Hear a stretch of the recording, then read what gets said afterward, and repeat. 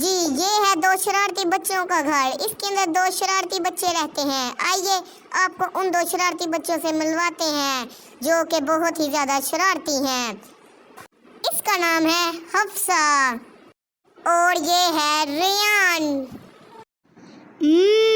ریان تو سو رہا ہے، اس کے اوپر تو میں پانی گراؤں گی۔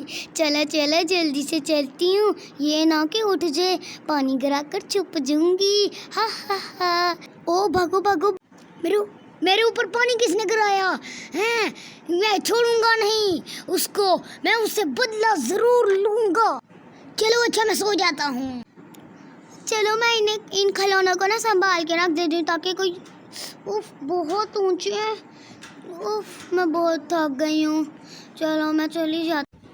چلو حفصہ کے کھلونے اٹھا لیتے ہیں، کھولو اس کو، اور اب یہ بھی اٹھا لیتا ہوں اور یہ بھی اٹھا لیتا ہوں۔ چلو بند کر کے میں بھاگ جاتا ہوں۔ ہا ہا لا لا لا لا، میرے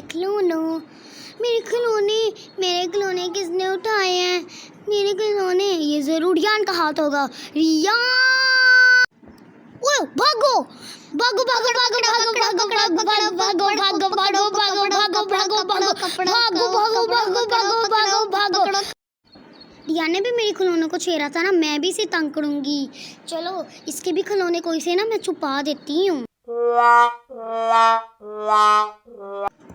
ریان سو رہا ہے، چلو چلو چلو چلو میں ریان کے کھلونے اٹھاؤں گی۔ 1 2، چلو چلتی ہوں۔ نہیں، ایک اور اٹھا لیتی ہوں۔ بھاگو بھاگو بھاگو۔ یہ آواز کس چیز کی تھی؟ لگتا ہے حفصہ آئی تھی، وہ میرے کھلونے اٹھا دی۔ چلو وہ چھپکے سے جاتا ہوں میں اس کو۔